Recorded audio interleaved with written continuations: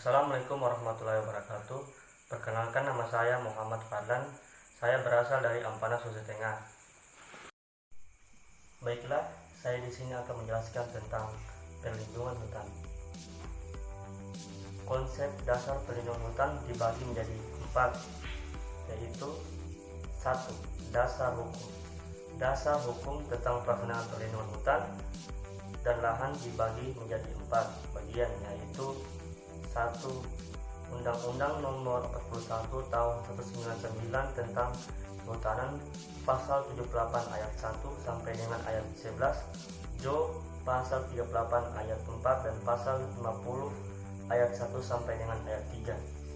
Yang kedua, Undang-Undang Nomor 5 Tahun 1990 tentang Konservasi Sumber Daya Alam Hayati dan Ekosistem, Pasal 40 ayat 1 sampai dengan ayat 4, JIS Pasal 19 ayat 1, Pasal 21 ayat 1 dan ayat 2, dan Pasal 33 ayat 1 dan ayat 3. Yang ketiga, Undang-Undang Nomor 18 Tahun 2013 tentang Pencegahan dan Pemberantasan Perusakan Hutan. Dan yang terakhir, kitab-kitab undang hukum pidana KUHP Pasal 55 dan Pasal 56. Kegiatan perlindungan kawasan hutan yang disebabkan oleh hama. Di hutan, alam hidup berbagai jenis hewan dan serangga.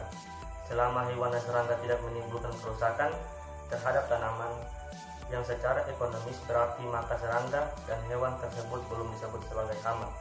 Akan tetapi, jika serangga dan hewan tersebut sudah menimbulkan kerusakan terhadap jenis tanaman hutan yang secara ekonomis berarti, maka serangga atau hewan yang menyebabkan kerusakan terhadap jenis tanaman hutan dapat disebut sebagai hama. Di hutan alam yang hidup berbagai jenis tumbuhan dan satwa liar, sangat seringkali terjadi kerusakan tanaman hutan akibat adanya serangga atau hewan.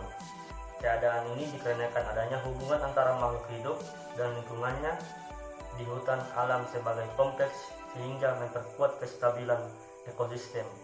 Berbeda dengan hubungan antara makhluk hidup dan lingkungan di areal hutan tanaman industri yang cenderung monokultur atau memiliki keanekaragaman hayati rendah telah membuat kondisi dan ekosistem yang labil. Keadaan ini yang memicu terjadinya hama tanaman hutan.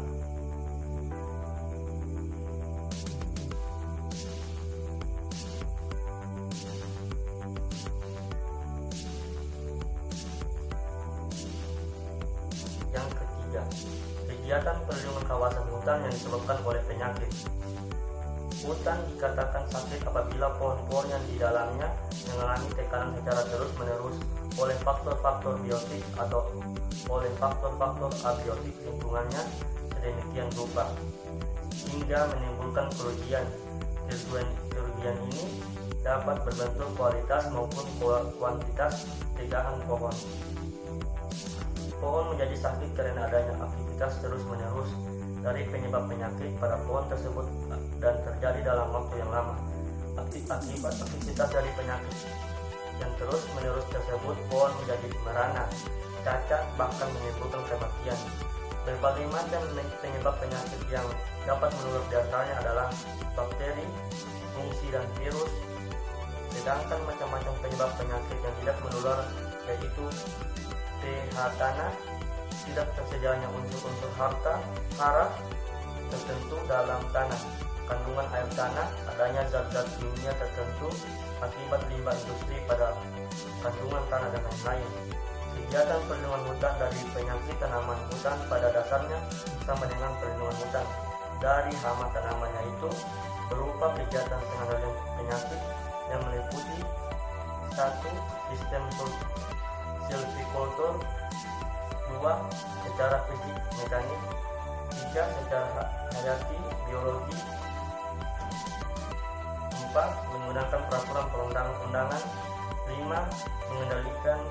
Pengendalian secara genetik, 7. Pengolahan hama terpadu atau PHT. Kegiatan perlindungan kawasan hutan yang disebabkan oleh manusia dan daya alam.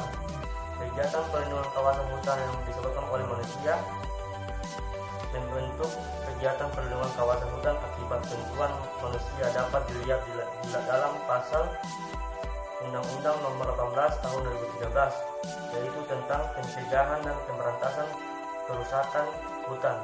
Dalam pasal undang-undang tersebut, setiap manusia dilarang melakukan penebangan pohon dalam kawasan hutan yang tidak diizinkan atau bahkan tidak memiliki izin pemanfaatan hutan dari pejabat yang berwenang. Memuat, membongkar, mengeluarkan, mengangkut, menguasai dan atau memiliki hasil penebangan hutan di kawasan hutan tanpa izin. Mengangkut, menguasai atau memiliki hasil hutan kayu yang tidak dilengkapi secara bersama surat keterangan sahnya hasil hutan. Membawa alat-alat yang lazim digunakan untuk menebang, membawa alat-alat berat dan atau alat-alat lainnya yang lazim atau patut diduga akan digunakan untuk mengangkat hasil hutan dalam hutan tanpa izin pejabat yang berwenang. Dan yang terakhir, memanfaatkan hasil hutan kayu juga boleh berasal dari hasil pembakaran liar.